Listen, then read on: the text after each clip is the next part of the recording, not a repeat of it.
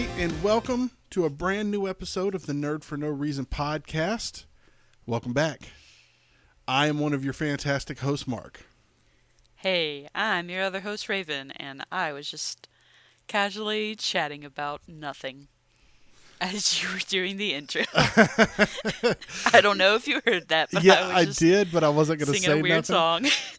I wasn't going to say nothing because, sometimes we get everything ready, and then there's like this long silence, and it's like, okay, you're going to do it? No, you do it. And today I took initiative. So, Thanks. What's up? oh man, not much. It's America's birthday, and I got to an argument at church about some dumb stuff today relating to America, and Oh, ain't no better way to celebrate America right now than arguing with other people about America.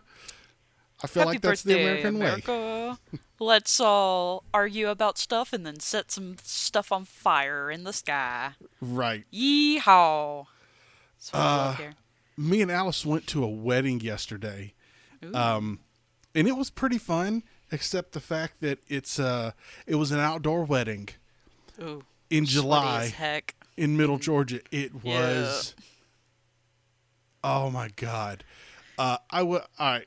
Let me say this. I want to say this up front, that it was a beautiful wedding. Okay, I'm not one of these. It was great.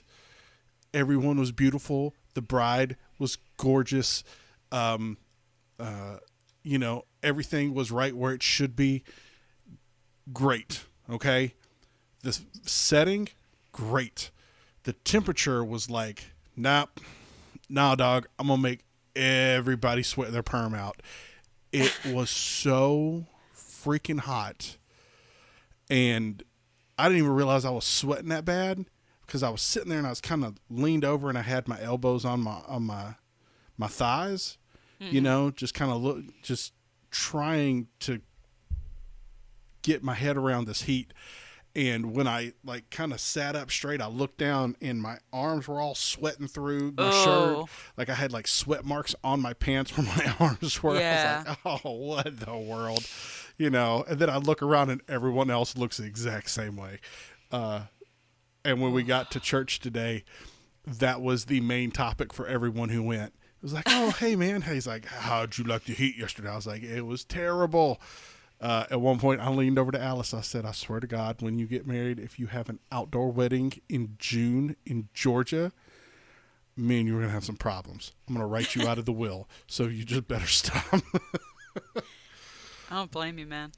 Dude, this week it like rained so much, and so the humidity has just been terrible, even here in Tennessee. Like, I had to go pick up my family because they came back from the UK yesterday, and good God, just stepping outside to walk the dogs at all was just the most awful task. Like, I'd be like, okay, guys, we've been out here for like 3 minutes. I'm sweating bullets. It was at like 70% for the humidity. And I knew it was going to get even hotter, and it was supposed to rain again, so it was muggy as hell. Ugh, I don't know how you stand it. You know, I don't think 11 people years who out of the month. I don't think people who are like from the South don't understand just how bad the heat and humidity combo is.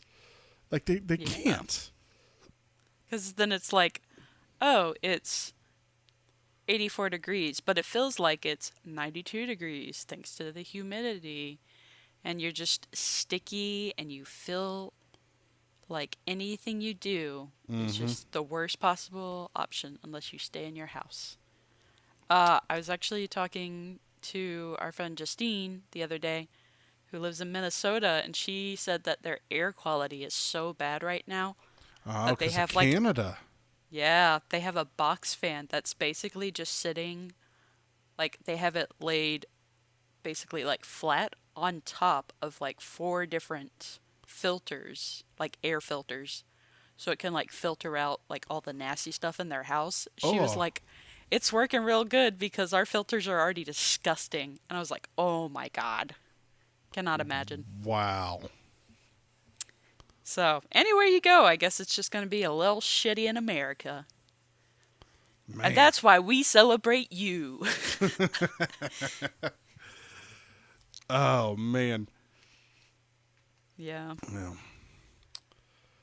So, let's see. Big news this week out of Warner Brothers, who, ironically, I think it was today or yesterday. Their studio was on fire in Burbank. Oh. I just now thought of that. I don't have that story pulled up. I will do that while I'm trying to talk and see if I can do that because I'm not good at multitasking. But we have a new Superman and a Lois Lane. Oh, yeah. So, Goodness. let's see. We got, I'm going to mispronounce this dude's name, David Cornsweet and Rachel Brosnahan. Basically one guy who has little to no IMDb and Miss Maisel.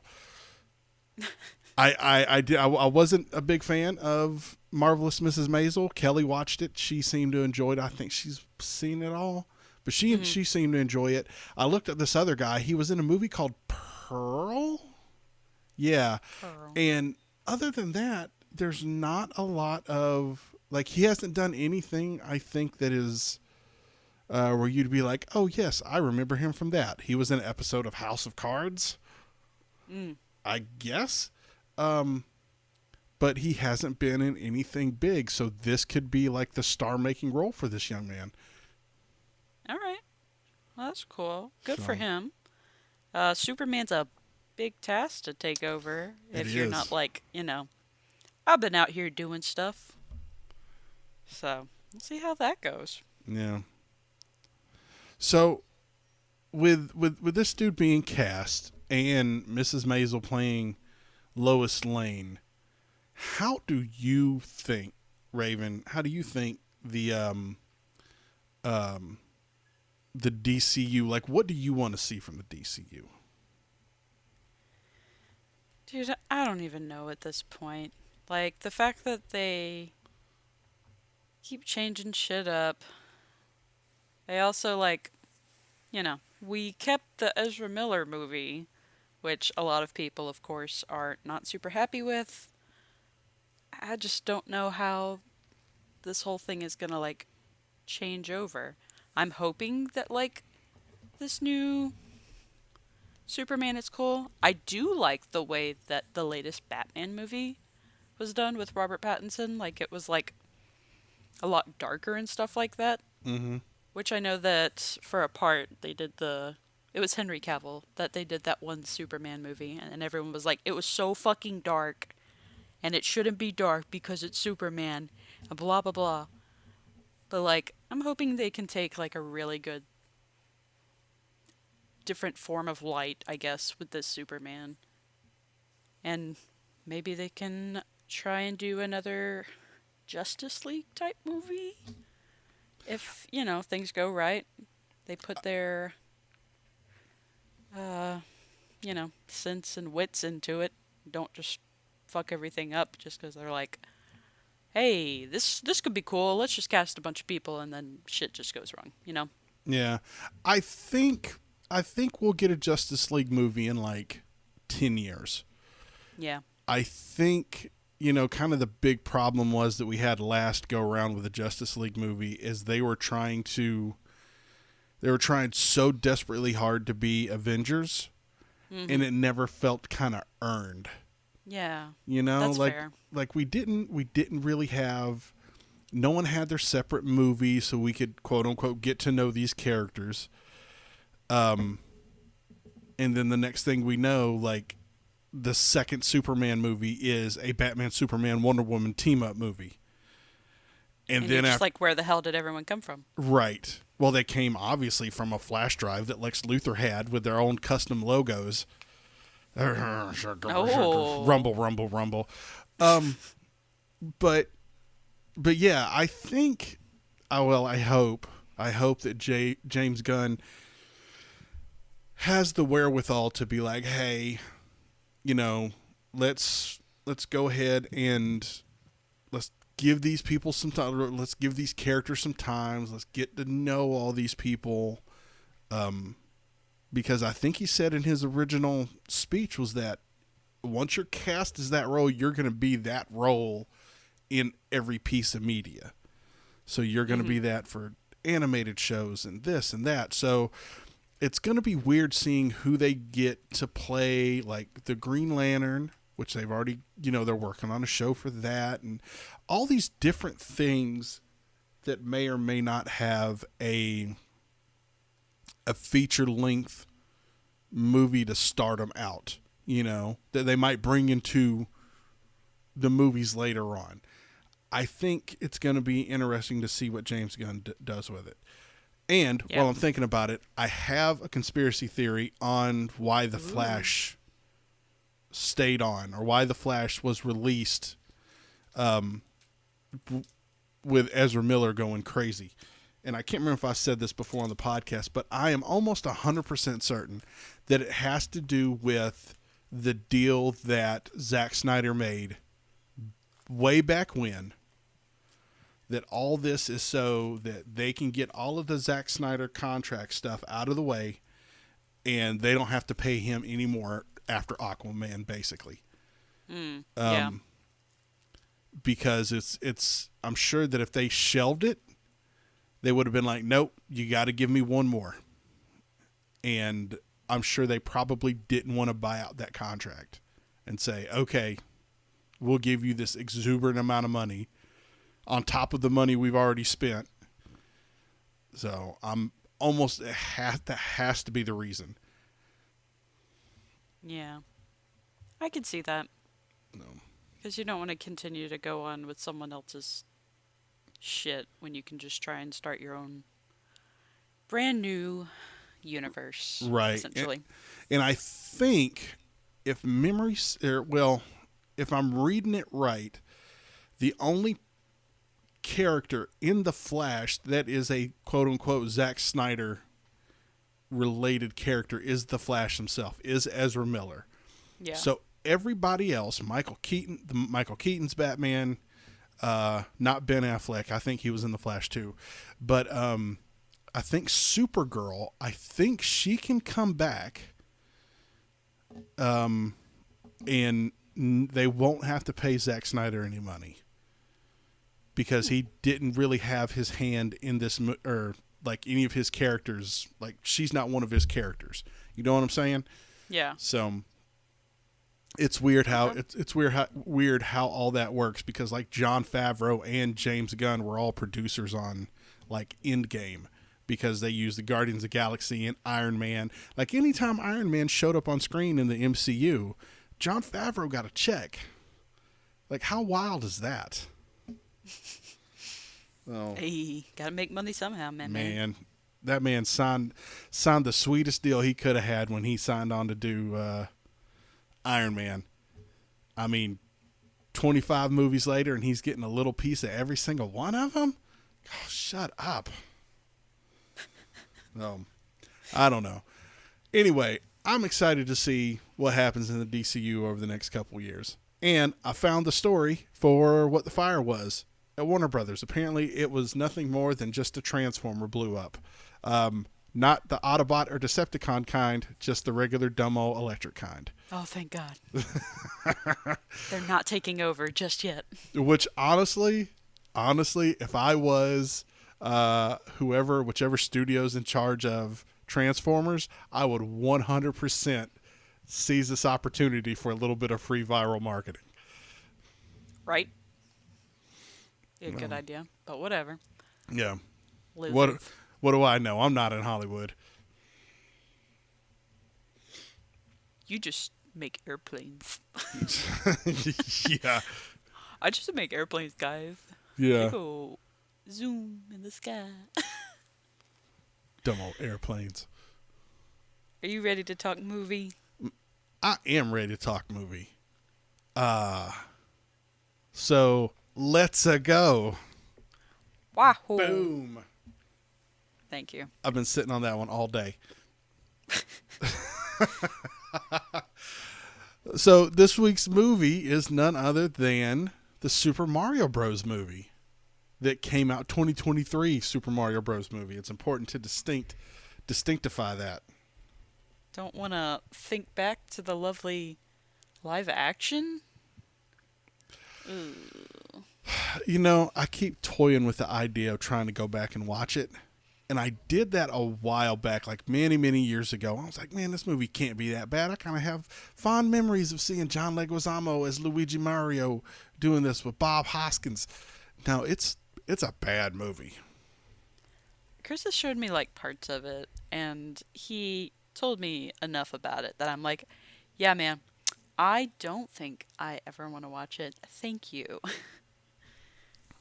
It's so wild that in the stories behind the movie of what it started out as and then what it became and just how many writers it had and just the amalgamation of just this rare on the screen because everyone signed on, to put out a good movie. But I think it was John Leguizamo was very vocal that when we got to set, or excuse me, when he got to set, it was a completely different movie than what he signed on for, So, fair enough. So yeah, but I will say this about this animated movie that as much flack as I think this movie got before it came out, most notably Chris Pratt, I think that I think everyone did fine. The only problem I have with this movie is the illumination of it all. The music. The music. Yeah. There's parts in this movie. There's parts in this movie where I'm like, okay, this is. I can tell that Illumination got their dumb hands on it and did stuff that clearly are studio notes. Music being the biggest one. Yeah. Where like right from the get go, they're playing pop music. Where they stop this fantastical score. I got to look up and see who the music person is.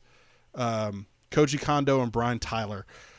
Brian Tyler was killing the music, and I know at some point they were like, well, the studio says we got to put in No Sleep Till Brooklyn, Take On Me, that one song from Kill Bill. And you're like, what? Yeah. Chris was pretty pissed about it as well. I think that was like his biggest take on that, and he was like, why is all the good music at the end of the credits? And so we just sat through the end of the credits just to listen to the music, to be honest. Because it's nice. It is. It's wonderful. Before this movie came out, I went and listened to just the soundtrack, just because I wanted to hear the kind of modern rendition of such classic video game music, legendary video game music. And I found like a 5-minute mix. It was probably just the end credit music, and it was delightful. Like I just had it going in the background while I was doing other stuff around the house. I was like, man, this is really good.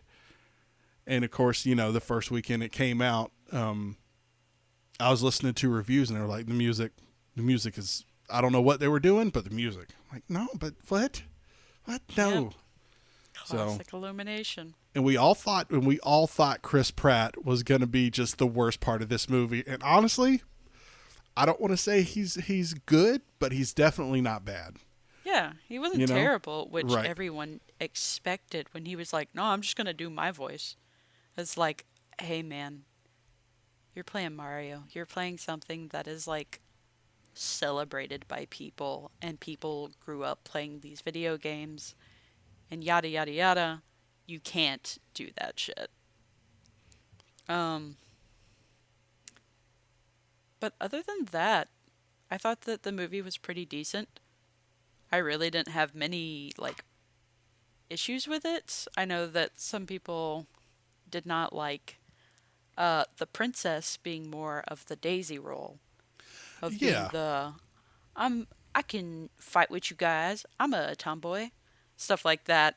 Like Chris was like, "You're supposed to be the one that gets captured, and instead you made Luigi the princess, and he got captured." Yeah.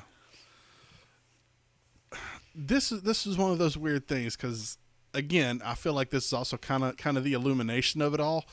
hmm Um, I kind of agree with that because everything else seems very spot on, and I would have loved for them to just kind of stick with that kind of trope that is literally in just about every Mario game. Of the princess gets captured, Mario and Luigi got to go save her, Yeah. and yeah, I agree with it.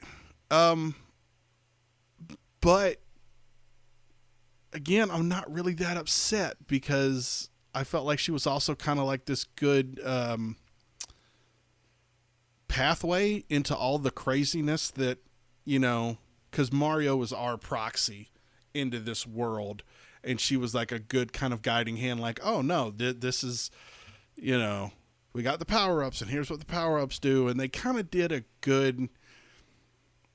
good job to where, you know, if you're anybody who's played a Mario game over the last 40 years, you know what all of this stuff does. But someone like my dad who would go in there and watch this movie, he would have no idea about anything that's going on. And a lot of that stuff was explained by the princess.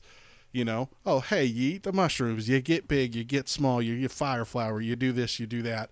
You know, like, they did a really good job of explaining that, whether you needed it or not. And I kind of appreciate that because it never really made you rely on other media to get it. True.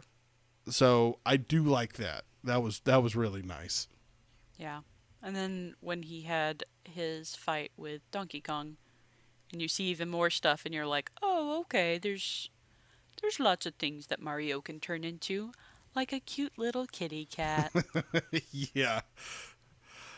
I'm really thrilled that they didn't just stick to I guess the two main power ups, like the mushroom and the fire flower.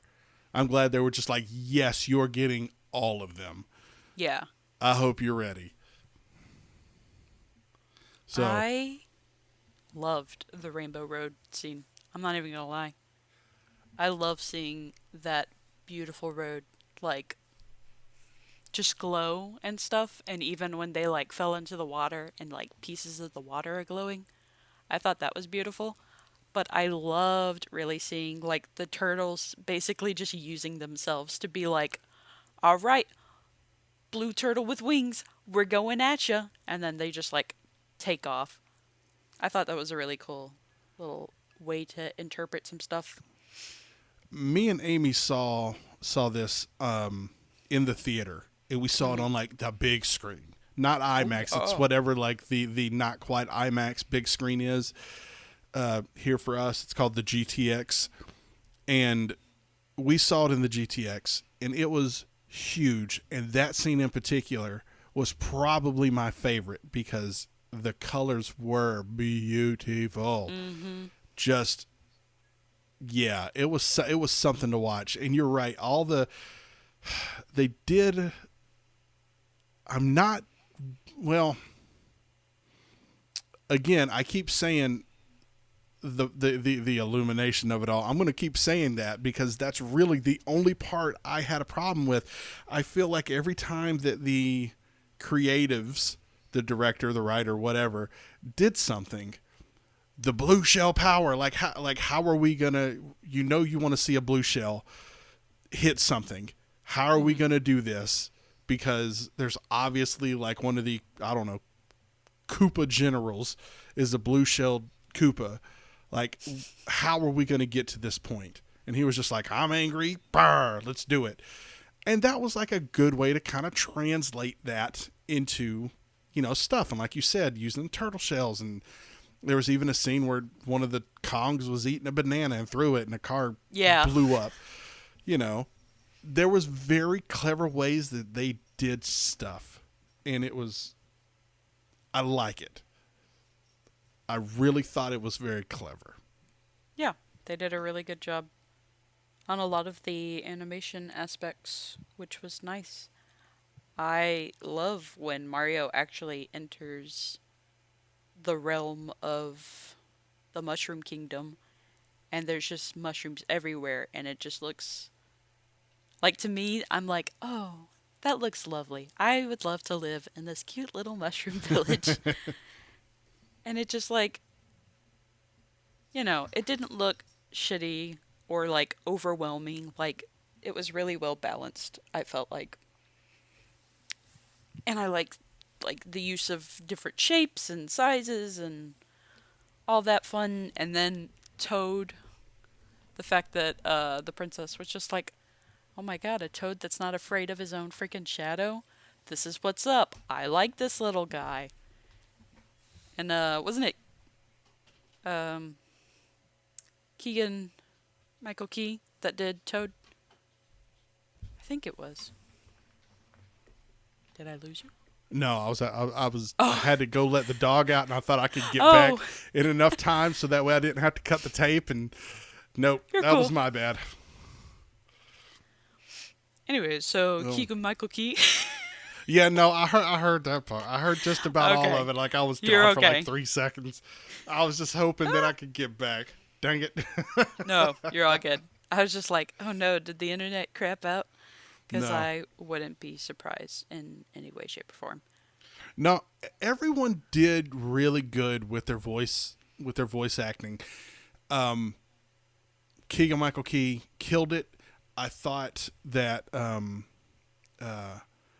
the guy who played Kamek, Kevin Michael Richardson, he's like a voiceover guy who's been doing cartoons forever, but he typically does these deep voice characters. And to hear him do something kind of a high pitch like that, I didn't recognize his voice. I mean, but there's like all of these, like, with the exception of the main cast, these are like some really kind of big dogs in voiceover, like Carrie Payton and John DiMaggio and Eric Balza, and there's a lot of voiceover people that are in here, just like these weird ancillary roles. Yeah. And I kind of dig it. I get why you cast Chris Pratt and Charlie Day and Anna Taylor-Joy. I get why you do that. But at the same time, like, I also feel, especially because the directors are the same guys who do Teen Titans. And I just happen to notice a lot of crossover from Teen Titans. Oh yeah. Phil LaMarr,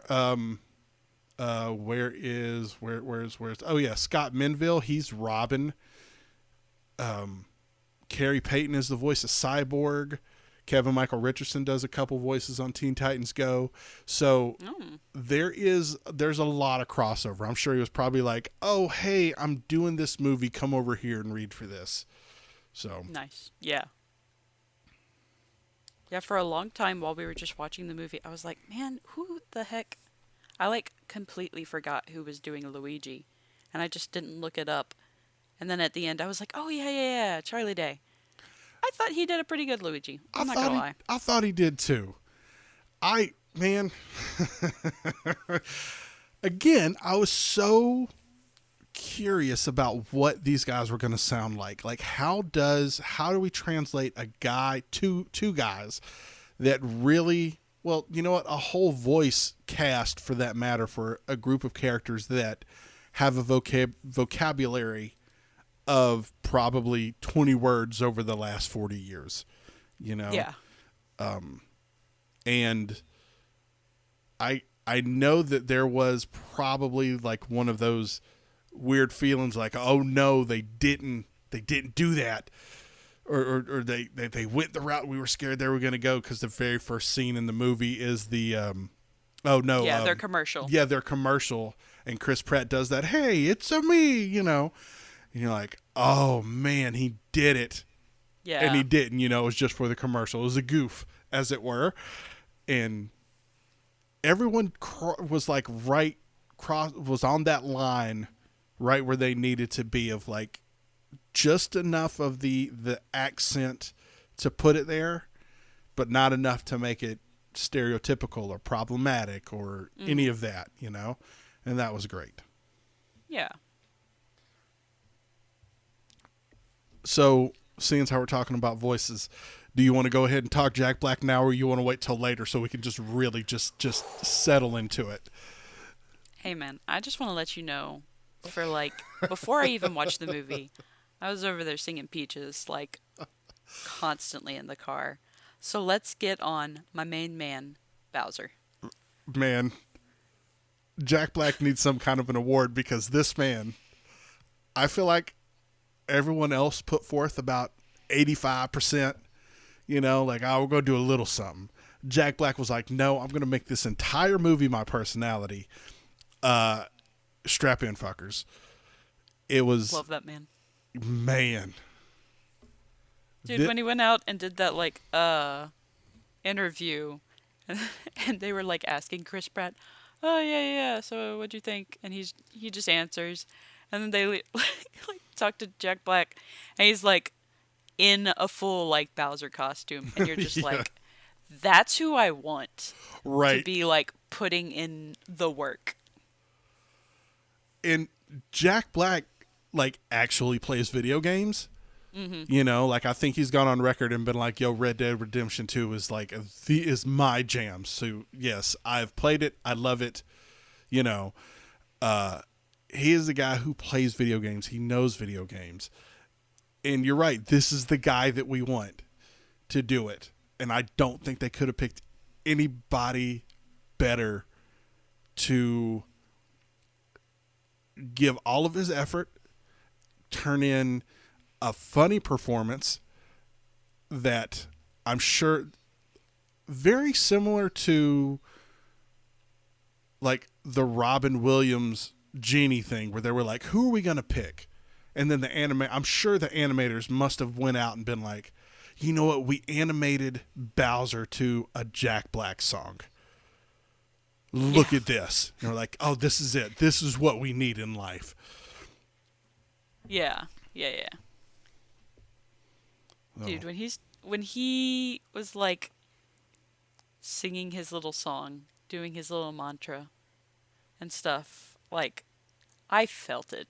I was like, man, this guy could totally just be in love. The love of his life is just this little lady that takes over some mushrooms, but then he starts getting all like evil and cranky and stuff like that. And you can, like, even feel it. Like, you know, sometimes you watch some movies and you're just like, yeah, they're, like, angry and stuff, but you don't feel it. But with Jack Black, I feel like he just put it all in there. Yeah. I love the scene where, you know, the big party where they're, like, after they get the star and they're all celebrating, and Bowser gives his speech. He's like, yeah, and then we're going to go to the Mushroom Kingdom, and I'm going to ask Princess Peach to marry me. And everyone's all quiet, like, what? Like, what? Yeah. And he's like, but yeah, if she don't, then we're going to burn the place to the ground, or whatever he says. Man, that to me, that's one of my favorite scenes, because there's a lot going on in that scene, where I want to talk about this next, but the animation that they did on every character is phenomenal. But just like the facial expressions that Bowser had, where he realized, like, oh snap, I probably shouldn't have said that. Yeah. You know, and then he like gets it back, and everyone, you know, but yeah, Jack Black, national treasure. I stand beside a statement I made a couple podcasts ago. We're like, who are we going to get to recast, or who are we going to recast in all of these pivotal roles of when we start remaking movies from the 80s? Jack Black. 100%. Forever and always. Yes. Jack Black. So I look forward to award season to see if he gets something. I really, really, really want them to submit Peaches for Oscar contention, because I want Jack Black in that suit on the Oscar stage singing Peaches, Peaches, Peaches. Hey, he can host the Oscars for all I care, and then also like do a little bit of that. I bet he, like, the Oscars can be, like, kind of boring. I know after all, like, the Will Smith shit, they're like, let's just keep it a little chill.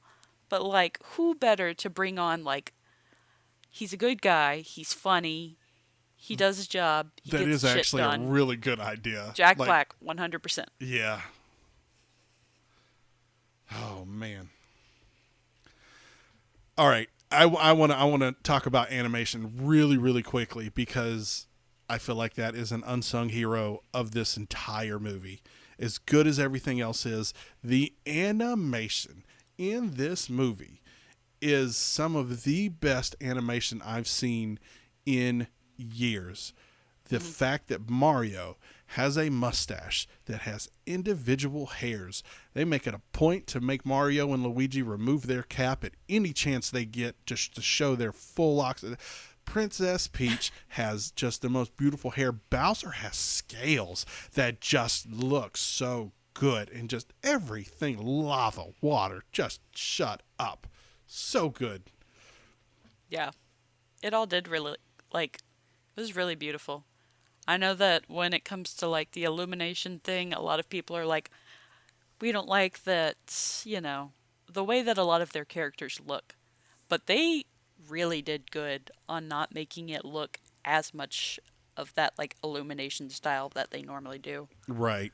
But they have gotten really good about being able to, like, make things look, I don't know, just, like, more realistic in a sense, kind of. Yeah. But also that cartoony style. Yeah, realistic in it's its nice. own world. Yeah, yeah. But yeah, no, I totally agree with you.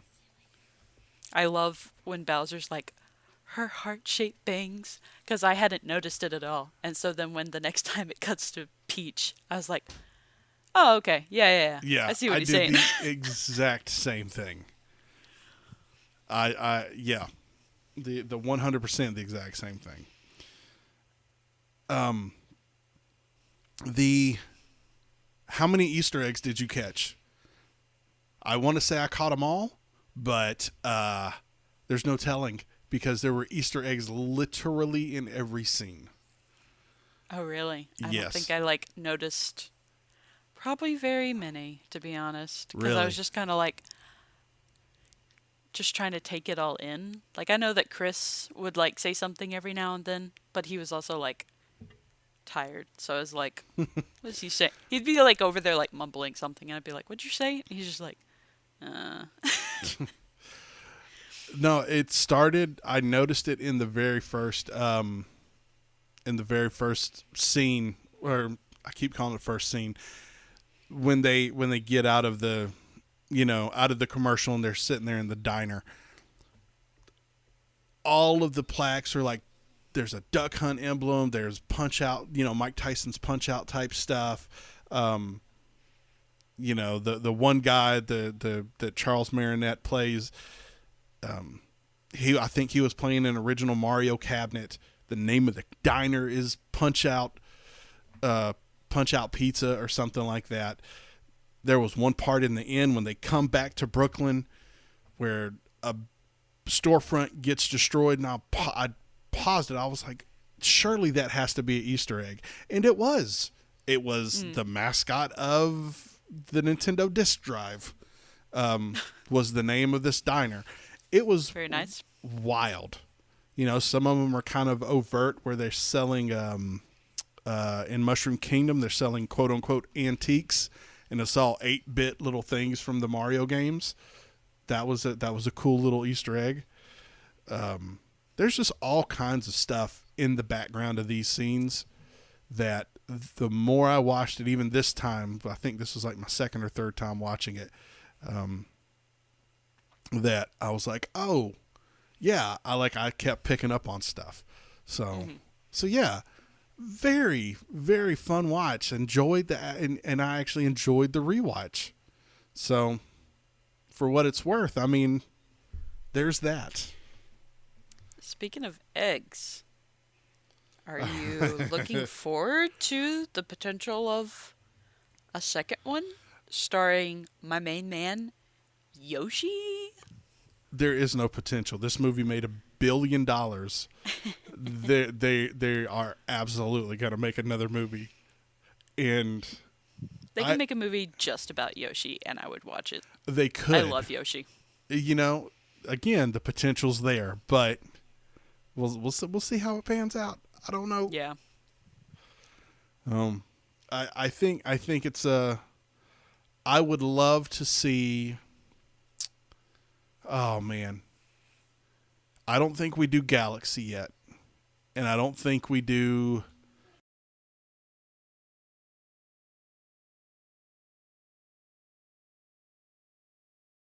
The only thing that I would like change or that I would do different, like you could almost follow this same formula, almost beat for beat, and I wouldn't necessarily be upset.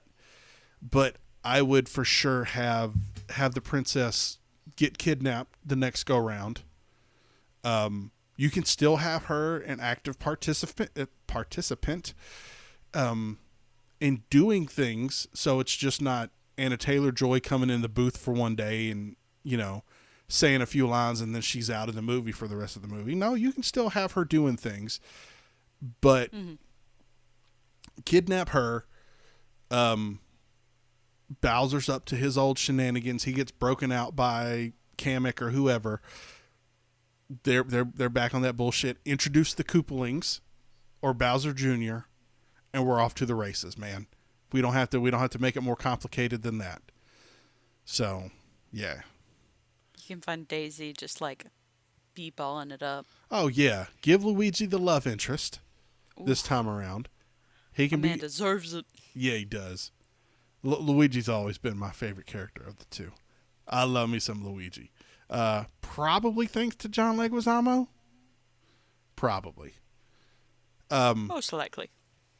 But yeah, I think if they keep it simple and don't try to overcomplicate the wheel, they absolutely could do a sequel and make another $1 billion. Yeah. But if they do what I'm scared they're going to do is they're going to try to give every character a main plot line, and then we're going to be fighting with, Toad's redemption arc and Donkey Kong trying to save Kong Kingdom and Mario trying to go back to Brooklyn for some reason. And yeah, it's not D&D. Not everyone has to be their own main character. Right.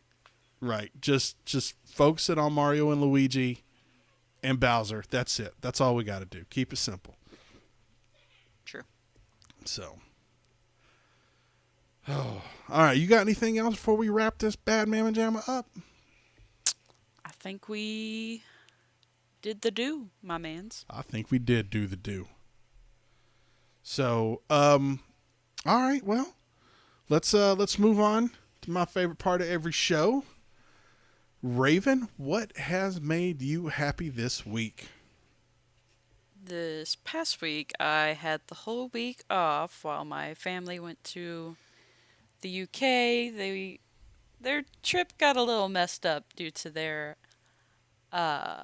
whoever they used for their flight, but they had a lovely time.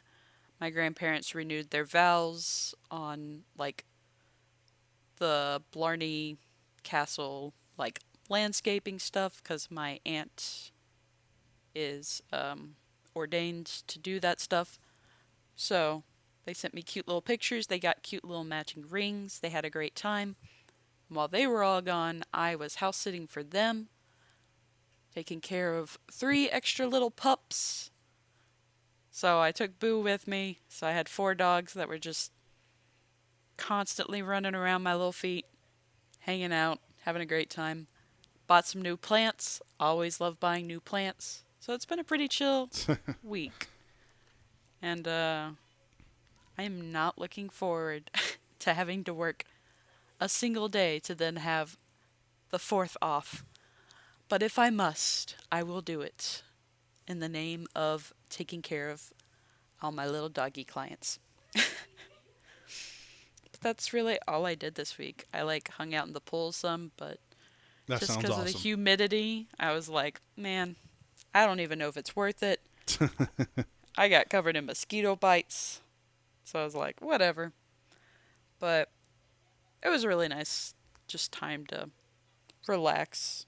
And then I was like, man, now I'm getting ready for my actual vacation when I like go and do stuff with Chris and a bunch of our friends.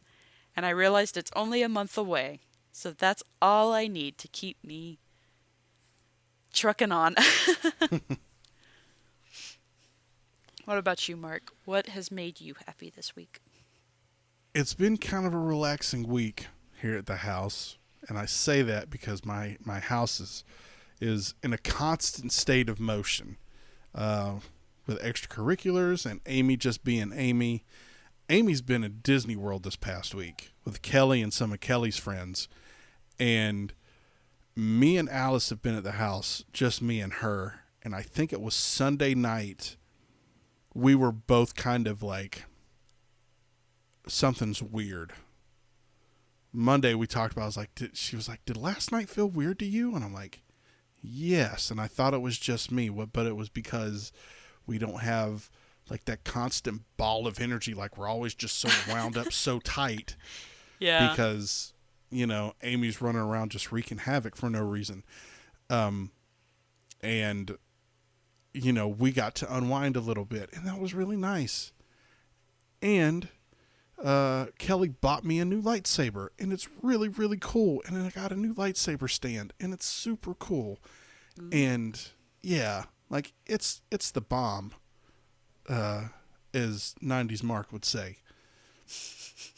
It's really cool. I got not